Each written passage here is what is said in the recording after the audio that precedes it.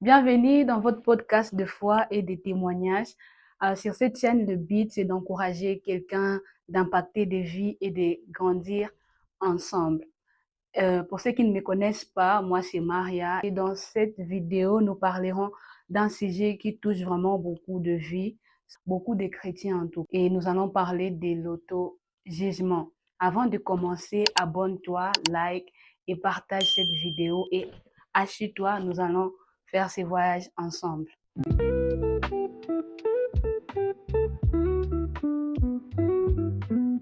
Pourquoi je dis que ce sujet touche beaucoup de vies? Ce que nous allons comprendre ensemble lorsque nous donnons notre vie à Christ, lorsque nous acceptons de lui donner notre vie et qu'il devient notre sauveur et notre Seigneur, il y a notre esprit qui change complètement.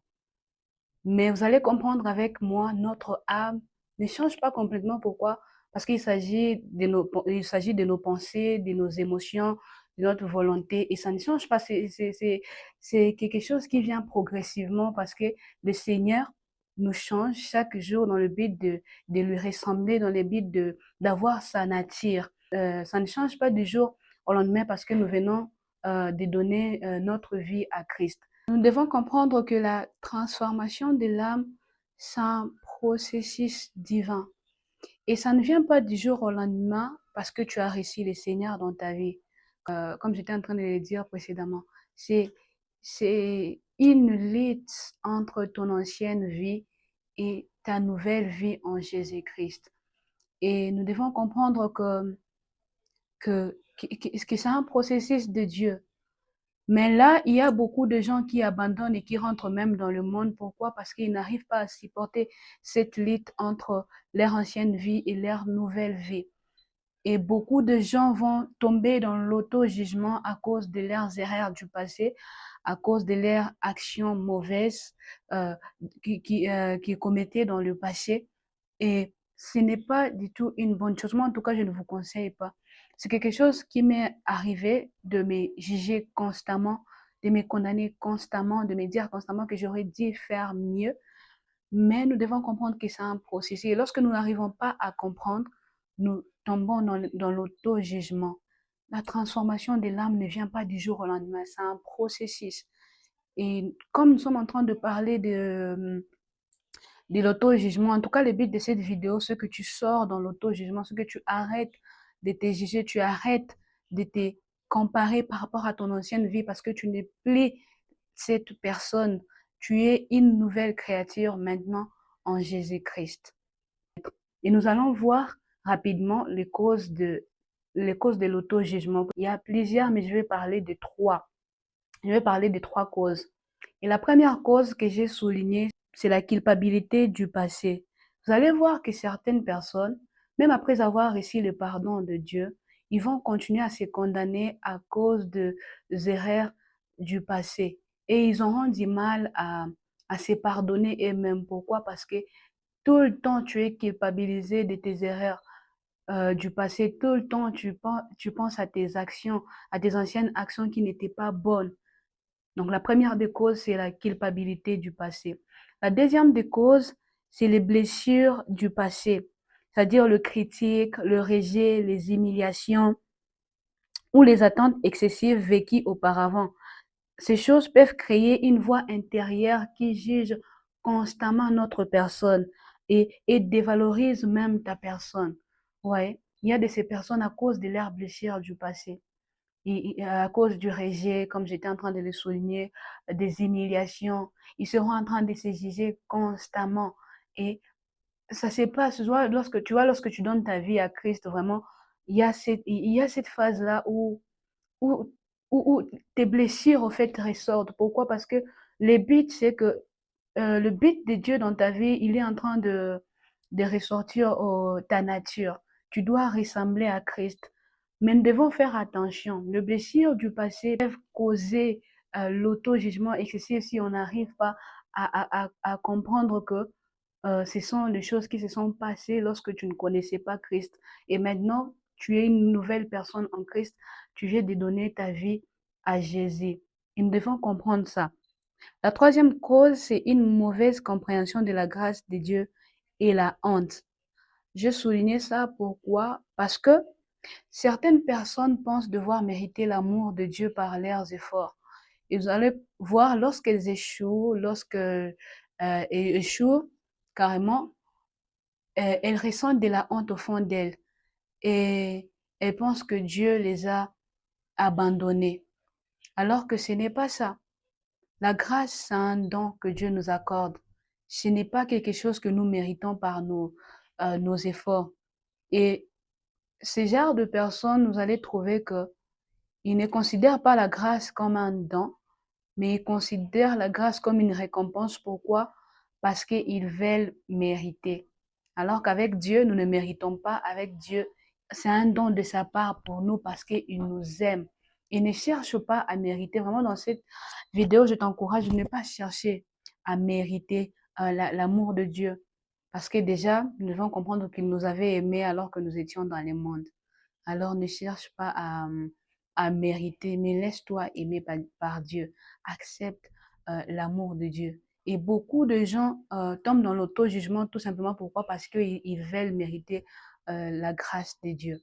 Ok, je vais te raconter une histoire, mais avant ça, j'aimerais qu'on lise un verset que tu vas retenir. En tout cas, retiens ces versets parce que ça sera notre verset clé pour ces messages. Et nous allons le lire ensemble, c'est dans Romains 8, le verset 38, la Bible dit, car j'ai l'assurance que ni la mort, ni la vie, ni les anges, ni les dominations, ni les choses présentes, ni les choses à venir, ni les puissances, ni la hauteur, ni la profondeur, ni aucune autre créature ne pourra nous séparer de l'amour de Dieu manifesté en Jésus-Christ, notre Seigneur.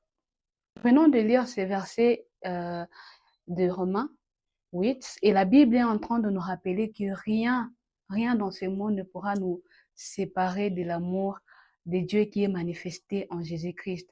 Et c'est ça la vérité que j'aimerais que tu puisses retenir ce soir, ce matin, ça dépend à l'heure à laquelle tu vas me suivre.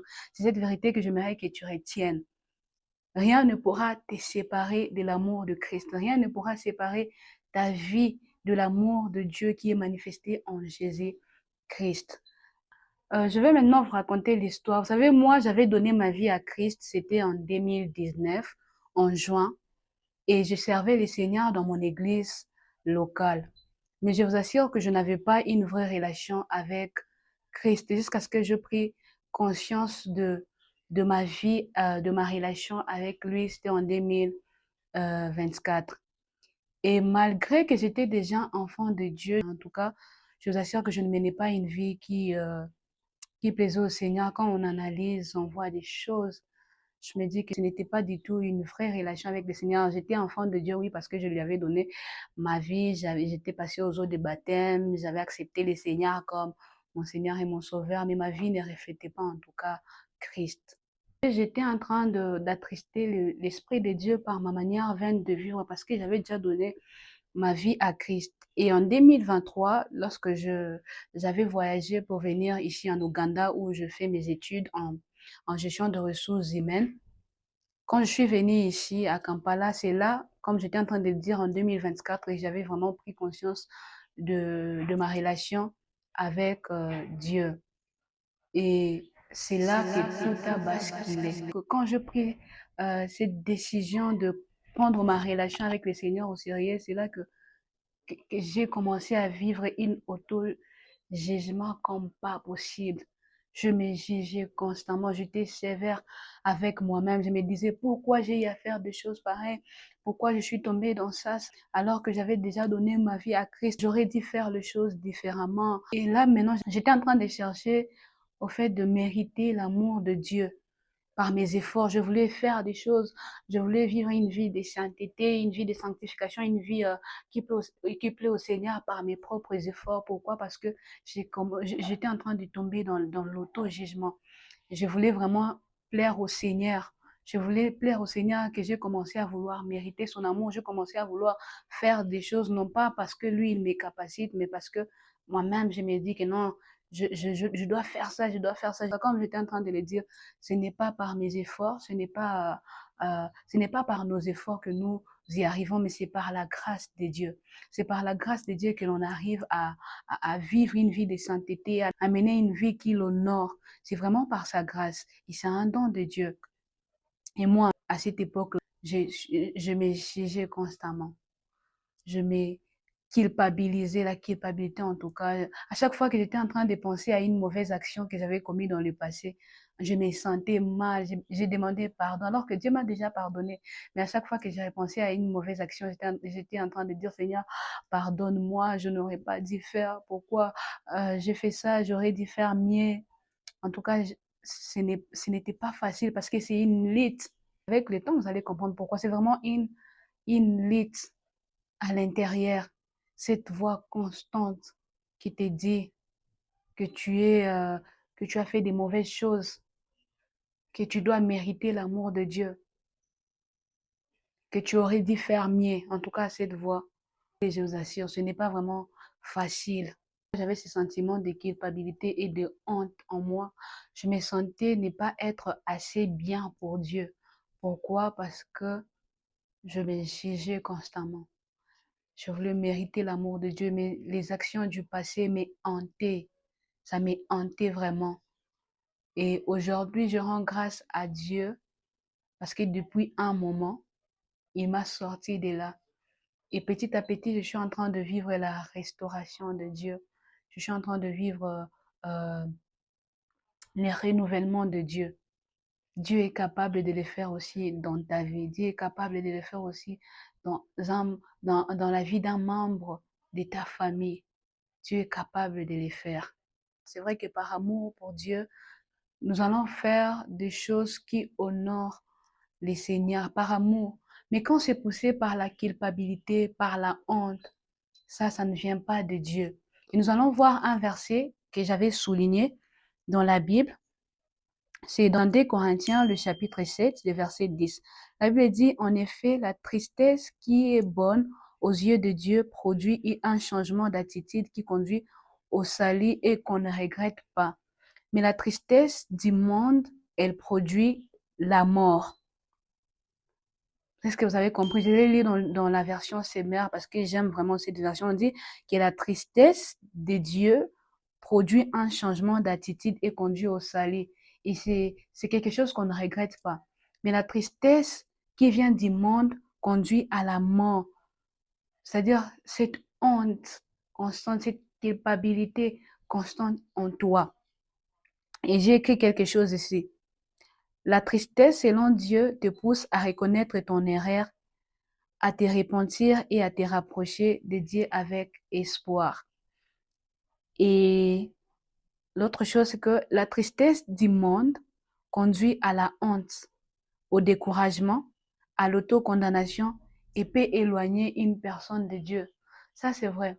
La tristesse du monde peut t'éloigner de Dieu. La tristesse du monde te détruit intérieurement. C'est ça. C'est de ça qu'on est en train de parler. Cette tristesse va te conduire à l'auto-jugement, à la condamnation, à la mort, parce que tu ne vas plus vivre. Tu seras en train de te culpabiliser à chaque instant, de te condamner à chaque instant, de juger tes moindres faits et gestes. En tout cas, je vous assure que ce n'est pas facile. Et j'ai une question pour toi qui est en train de regarder ces podcasts. Est-ce que tu es en train de vivre la même chose ou ça t'est arrivé à un moment dans ta vie, tu as vécu euh, cette période où tu te juges? Ici, je ne parle pas d'examiner sa marche avec le Seigneur. Je ne parle pas de revoir comment tu as marché avec le Seigneur, de revoir, d'examiner ta marche à la lumière de la parole de Dieu. Mais je parle de l'auto-jugement, cette manière de t'évaluer constamment et sévèrement même. Et le but de ce podcast, c'est que tu vives vraiment la restauration de Dieu, que tu vives la transformation de Dieu, que tu sors dans ces choses. Vous allez voir. C'est-à-dire que tu t'analyses tout le temps. Tu analyses tes décisions, comment tu as parlé, comment tu as agi. Et des fois même, il y a cette voix intérieure qui est en train de te dire, tu n'es pas assez bien pour Dieu. Tu as fait beaucoup des erreurs dans ton passé. Tu ne mérites pas l'amour de Dieu. Dieu doit être déçu de ta personne. cette voix intérieure qui te culpabilise à chaque fois, cette voix intérieure qui te dévalorise à chaque instant, alors que tu es une nouvelle créature en Jésus-Christ, alors que tu as déjà donné ta vie à Christ, tu n'es plus cette ancienne personne que tu étais dans le passé, mais il y a cette voix en toi, cette voix intérieure qui sera en train de te rappeler constamment que tu as déçu Dieu, constamment que tu n'es pas assez bien pour Dieu. Et dans ces voyages, en tout cas, je prie que Dieu te restaure là où tu es. Je prie que Dieu vraiment te transforme, que Dieu t'accorde la force de sortir dans cette prison. Je prie vraiment que Dieu t'assiste, que Dieu te restaure et ça sera le cas parce que c'est ça la vérité de Dieu. Tu dois être restauré, tu dois être transformé, tu dois vivre la nature complète de Christ en toi. Vous savez, l'auto-jugement peut être discret parfois, mais épuisant. Pourquoi? Parce que tu te corriges constamment et à la fin, tu es épuisé. Pour ma part, je ne me sentais pas vraiment sale, mais je me sentais coupable à chaque fois que j'ai pensé à mon ancienne vie, à ma manière de marcher, parce que je me disais que j'avais déjà donné ma vie à Christ et je devrais faire les choses différemment. Donc je me jugeais, je ne me sentais pas sale forcément dans le vrai sens du mot, mais je me sentais coupable. Je me sentais coupable de mon ancienne vie et ce n'était pas facile parce que je me disais, j'avais déjà donné ma vie à Christ. Pourquoi je continue à vivre de cette manière? Pourquoi j'ai pris conscience de ma relation avec Dieu seulement maintenant? Pourquoi? Ces questionnements, ça t'épuise. Ça t'épuise moralement, ça t'épuise physiquement, ça t'épuise spirituellement et ça t'empêche même d'avancer. Et il y a une vérité que j'aimerais vous annoncer, c'est que le diable est un menteur. La Bible l'appelle le père du mensonge. Dès le début, le diable c'est un menteur. Nous allons lire la parole dans le livre de 2 Corinthiens 5, 17 à 18. Nous connaissons tous ces versets. La Bible nous dit que lorsque nous sommes en Christ, nous sommes une nouvelle créature et les choses anciennes sont passées. Et 1 Jean 1, 9 nous dit, si nous reconnaissons nos péchés, Dieu est fidèle et juste et par conséquent, il nous pardonnera nos péchés et nous purifiera de tout le mal que nous avons commis. C'est la version Semeur. Vous savez, le diable connaissant ça, il viendra mettre dans ton cœur de faux raisonnements pour te maintenir dans la servitude, dans, pour te maintenir prisonnière de ton passé, alors que Dieu t'a déjà rendu libre, alors que Christ à la croix, il a payé les prix pour que lorsque tu l'acceptes dans ta vie, lorsque tu acceptes Christ dans ta vie, tu deviens automatiquement une nouvelle créature. C'est vrai, comme j'étais en train de le dire au début, tes pensées, tes émotions, ta volonté ne changera pas du jour au lendemain, mais la vérité est que euh, tu n'es plus cette ancienne personne. Tu n'es plus cette personne qu'on connaissait dans ton quartier qui vivait d'une manière désordonnée. Tu es maintenant une nouvelle créature en Jésus-Christ. Et je t'invite vraiment à bannir ces faux raisonnements en toi que le diable vient mettre dans ton cœur pour te retenir captif, pour te retenir prisonnière de ton passé. Tu n'es plus dans ton passé, tu es une nouvelle créature en Christ. Le diable va te retenir dans la captivité, dans la servitude. Il va te retenir prisonnière et prisonnier de ton ancienne vie, alors que Dieu t'a déjà libéré, alors que Dieu t'a déjà affranchi. D'où il est vraiment important, il est crucial de garder ton cœur plus que toute autre chose. Non seulement de garder ton cœur plus que toute autre chose, mais de connaître aussi la parole de Dieu. C'est dans la parole de Dieu que tu vas trouver ta vérité, la vérité de Christ. Vous savez, c'est important de connaître la vérité de Dieu. Et ne t'arrête pas seulement à connaître la parole de Dieu, mais d'accepter la parole de Dieu, de croire que cette parole a été écrite pour toi. Parce que c'est une chose de connaître la parole de Dieu, c'est une autre chose d'accepter la parole de Dieu. Je connais la parole, je sais que lorsque je confesse mes péchés, il est fidèle et juste pour me pardonner et me purifier de tout iniquité, mais je ne crois pas que cela s'est accompli pour moi. Je ne crois pas que je suis en train de vivre cette parole. Pourquoi? Parce il y a l'auto-jugement en toi, il y a cette culpabilité, il y a la honte en toi. Il est vraiment important d'accepter, accepte la parole de Dieu. Tu la connais, oui, c'est bien. Accepte aussi que tu es une nouvelle créature. Accepte aussi que que les anciennes choses sont passées, toutes choses sont devenues nouvelles. Accepte que tu es libre, que tu es libre, que tu n'es plus excusez-moi, tu n'es plus cette Naomi, tu n'es plus ce David que le monde connaissait. Tu es maintenant David en Jésus-Christ. Tu es maintenant Naomi en Jésus-Christ. Tu es maintenant Maria en Jésus-Christ. Euh, tu n'es plus ce que le monde connaissait. Parce qu'il y a maintenant Christ qui vit en toi.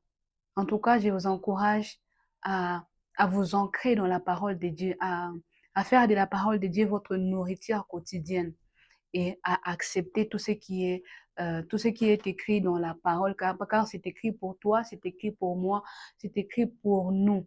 Et nous devons vivre selon cette vérité, car c'est ça notre vérité. Nous allons encore voir, la Bible nous dit dans Jean chapitre 8, les versets 32. Il dit, vous connaîtrez la vérité et la vérité fera de vous des hommes libres. Jésus-Christ est le chemin, la vérité et la vie. Jésus-Christ est ta vérité. Il est ta vie. Alors, lorsque tu as Christ dans ta vie, lorsque tu reçois Christ dans ta vie, la Bible est en train de dire qu'il fait de toi un homme libre. C'est ce que nous venons de voir dans Jean. La Bible dit, vous connaîtrez la vérité et la vérité vous rendra des hommes libres. La vérité vous affranchira. Christ est ta vérité. Christ est ta vie. Ce n'est plus toi qui vis, c'est Christ qui vit en toi. Tu as déjà donné ta vie à Jésus. Alors ne permets pas au diable de te culpabiliser. Ne permets pas au diable de mettre en toi de faux raisonnements. Ça, ce sont de faux raisonnements. Moi-même, je l'ai dit et je me rends compte que le diable aime nous retenir prisonniers, prisonnières de notre ancienne vie. Il aime te rappeler constamment tes actions, les actions que tu posais dans les passés. Il aime constamment te rappeler, regarde la manière à laquelle tu vivais. Mais tu es une nouvelle créature, tu es libre, tu es affranchi. Les choses anciennes sont passées, toutes choses sont devenues nouvelles dans ta vie. Et si tu es d'accord, si tu acceptes cette parole, j'aimerais que tu écrives dans les commentaires que je suis un homme libre, je suis une femme libre. Dieu m'aime, Dieu m'a choisi, Dieu est mort pour moi, Dieu m'a racheté. Tout ça, ce sont des vérités de Dieu qui ont été écrites pour ta vie. Je suis déjà à la fin de ce podcast, mais j'aimerais ajouter quelque chose. La Bible est en train de dire dans Galates 5:1, c'est pour la liberté que Christ nous a affranchis. Demeurez donc fermes et ne vous laissez pas mettre de nouveau sous le joug de la servitude. Vous savez, refusez les faux raisonnements que le diable vient mettre dans ton cœur. Refusez d'écouter cette voix intérieure qui te dit que tu n'es pas assez bien pour Dieu. C'est refuser de te mettre de nouveau sous le joug de la servitude. Accepter la vérité de Dieu, c'est accepter de sortir de la servitude, c'est accepter de sortir de l'esclavage et de vivre dans la vérité de Christ. Lorsque tu refuses les faux raisonnements, tu refuses la culpabilité, tu refuses la honte, tu refuses la peur, tu refuses d'être dirigé par tes blessures, tu refuses de mériter la grâce de Dieu par tes propres efforts, tu es en train de refuser de te mettre de nouveau sous le joug de la servitude parce que c'est pour la liberté que Christ t'a affranchi. Tu n'as plus à te condamner, tu n'as plus à te juger. Vous savez, la Bible est en train de dire qu'il n'y a plus de condamnation pour ceux qui sont en Jésus-Christ. Lorsque tu donnes ta vie à Jésus, rassure-toi qu'il n'y a plus de condamnation sur ta vie. Car, comme je suis en train de le répéter dans cette vidéo, ce n'est plus toi qui vis, mais c'est Christ qui vit en toi. Il n'y a plus de condamnation. Christ a porté la condamnation qui devait tomber sur toi. Christ a porté tes blessures, il a porté tes fardeaux, il s'est chargé de tes souffrances pour que tu sois une femme libre, pour que tu sois un homme libre. Alors assure-toi que en Jésus-Christ, tu es sauvé. En Jésus-Christ, tu es libre. En Jésus-Christ, tu es racheté. En Jésus-Christ, tu es une nouvelle créature. J'aimerais que tu retiennes ceci. Je l'ai écrit. J'aimerais que tu retiennes que l'amour de Dieu ne change pas quand tu fais des erreurs. S'il est allé à la croix pour toi lorsque tu étais encore pécheur, à combien plus forte raison il t'aime maintenant que tu lui appartiens. Retiens vraiment ceci. S'il t'a aimé alors que tu étais dans le monde, s'il t'a choisi alors que tu étais, moi je ne sais pas dans quel genre de vie, à combien plus forte raison maintenant que tu es en lui, il va te rejeter, il va t'abandonner. Ça, ce sont les faux raisonnements du diable. C'est les mensonges que le diable vient mettre en toi pour te retenir prisonnière. Jésus-Christ t'aime. Il t'a choisi tel que tu es. Tu n'as pas à te culpabiliser pour ça parce que Christ, ta vie, t'a déjà racheté il y a longtemps. Si tu as été béni par ces messages, j'aimerais que tu likes ces posts, que tu t'abonnes, que tu partages à d'autres personnes. C'est le temps de ta restauration, c'est le temps de ta guérison, c'est le temps de ton élévation, de ta transformation. Une chose que j'aimerais que tu retiennes jusqu'ici, que rien ne pourra te séparer de l'amour de Dieu. Que ça reste gravé dans ta mémoire, que ça reste gravé dans ton cœur. Rien, absolument rien, ne pourra te séparer de l'amour de Dieu qui a été manifesté en Jésus-Christ à la croix. Prenez soin de vous, prenez soin de votre famille. Que Dieu vous garde et qu'il vous bénisse abondamment.